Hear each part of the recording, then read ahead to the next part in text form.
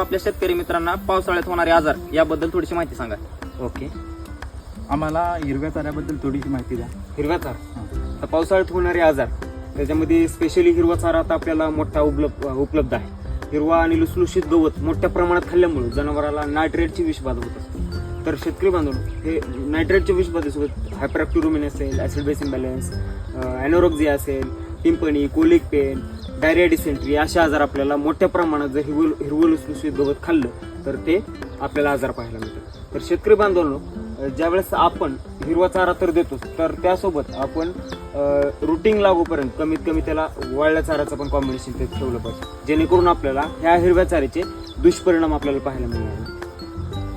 Doctor साहेब, आपण आता बघतोय मस्टडीजचा पण प्रॉब्लेम येतोय, त्याबद्दल जरा थोडी माहिती द्या शकता. मस्टडीस आपल्याला पावसामध्ये मोठ्या प्रमाणात पाहायला मिळते. स्पेशली पेप्टोकोकस अँड इकोलाई मस्टडीस आपल्याला पाहायला मिळते. तर ह्याचे कारण काय आहेत माहिती आहे का? ज्यावेळेस हे ओलावा मोठ्या प्रमाणात असतो पावसामध्ये, ओलावा मोठ्या प्रमाणात असल्यामुळं जो काही चिखल वगैरे आपण दहार काढतो, दहार काढल्यानंतर जनावर खाली बसतं. ज्यावेळेस दहार काढली त्या जे सडाचे छिद्र आहेत त्याची जी कॅरेटिन लेअर असते ती जवळपास 45 मिनिटे ओपन राहतात.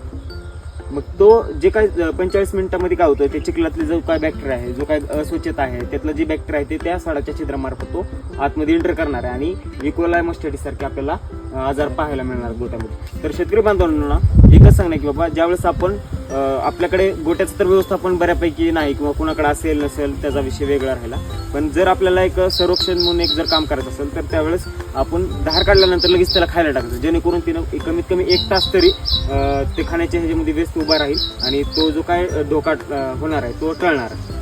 डॉक्टर साहेब, आपल्याला प्रोटोझोआ इन्फेक्शन बद्दल माहिती सांगा. प्रोटोझोआ इन्फेक्शन हे पण एकदम महत्त्वाचा विषय. प्रोटोझोआ इन्फेक्शन म्हणजे काय? ज्यावेळेस आता पावसामध्ये मोठ्या प्रमाणात दमट वातावरण आहे, तर ह्या दमट वातावरणामध्ये काय होतं, गोचिडाची संख्या मोठ्या प्रमाणात असते. गोचिड म्हणजे परजीवी आहे. परजीवी असल्या कारणानं जो काही जनावर आहे आपल्या गाय, म्हैस, बैल असेल त्या जनावरांना तो त्यांचं रक्त शोषून त्याचं आयुष्य जगत असतो. तर त्याच्यामार्फत काय होतं, मोठ्या प्रमाणात प्रोटोझोआ इन्फेक्शन होतं.